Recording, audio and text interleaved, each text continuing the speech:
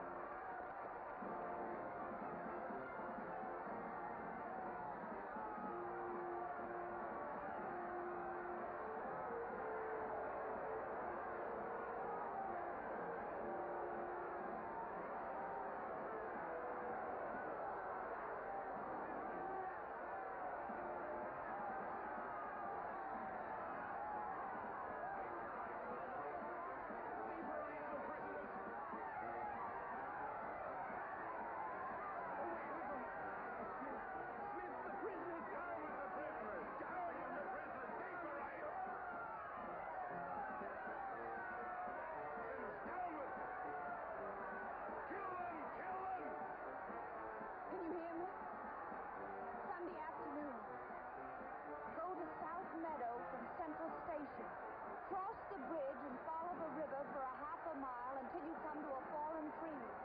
Wait for me in the glade. I'll get there by another boat. Can you remember that?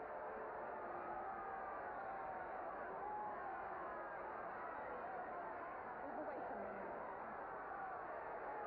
Kill the Eurasians!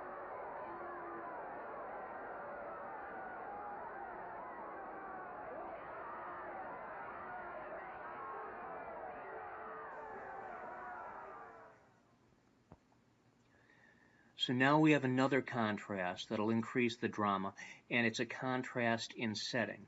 Until now, the setting has been urban and socially oppressive, with everyone watching everyone else. Here we see these two characters in the natural world, where they're free to be themselves for the first time.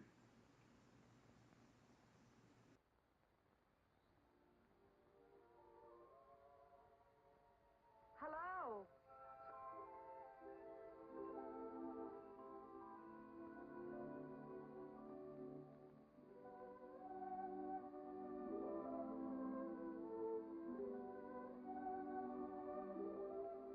We're all right. There's no microphone here. It takes a little while to realize you're not being overheard.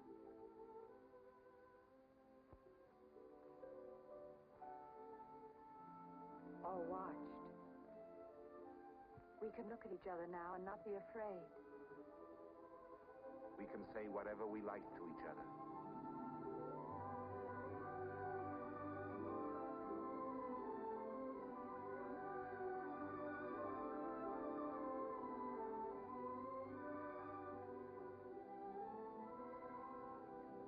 even touch each other.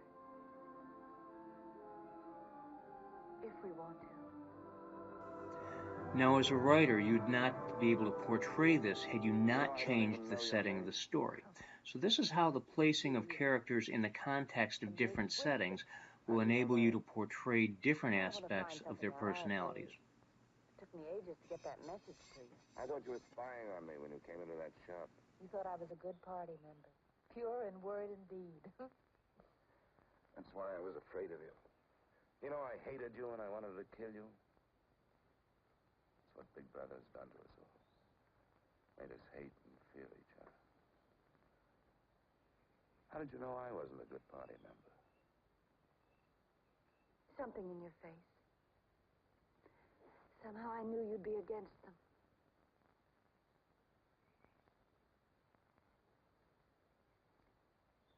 It'll be safe here once or twice again, and then we'll have to go somewhere else.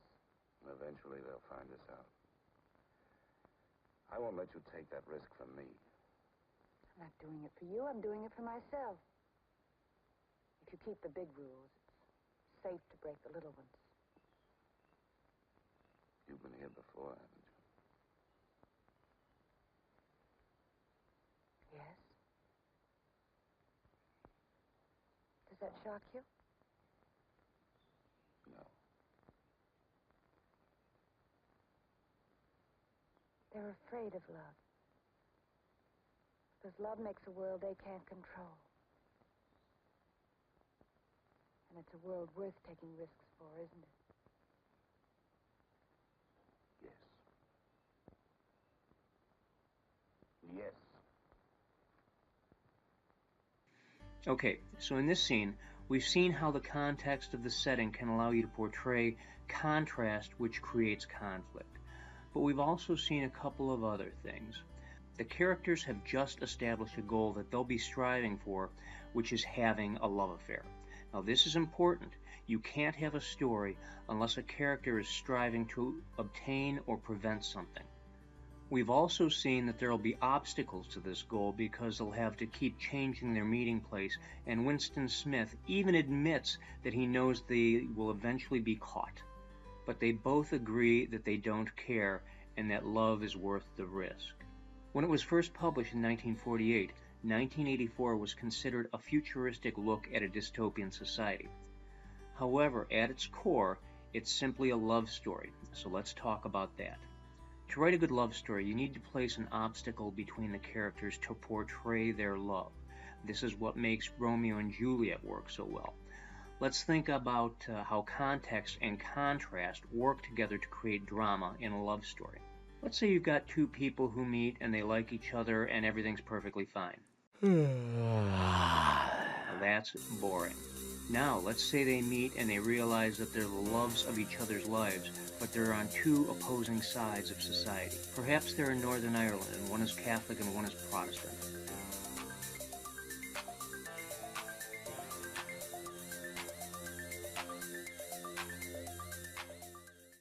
Now, social norms are working against them and providing an obstacle to their love. Perhaps one is not only Catholic, but preparing to become a priest who will take a vow of celibacy. This is just one more additional barrier. Perhaps his character meets the other not before he has taken this vow, and there's still time to get out of the priesthood, but they meet on the very day of his ordination. So now the drama is increased even more because the love affair exists within the context of a social obstacle as well as a religious obstacle. Do you see how with each new context you increase the power of the drama? Now let's take it one step further and say that both of them are men. Now this love affair has to play out within the context of sexual norms as dictated by the society they live in and the religions they believe in. Want to increase the drama of your story even more? Throw in the context of race. That'll bring the drama to a boil. So if you need to spice up your story and make it more interesting, try adding more contexts and playing around with the setting. Now, I want to make sure that these videos are beneficial to you, so if you're confused about anything or have any questions or comments, please tell me in the discussion box below. And if you have any insight into someone else's questions, feel free to join the conversation.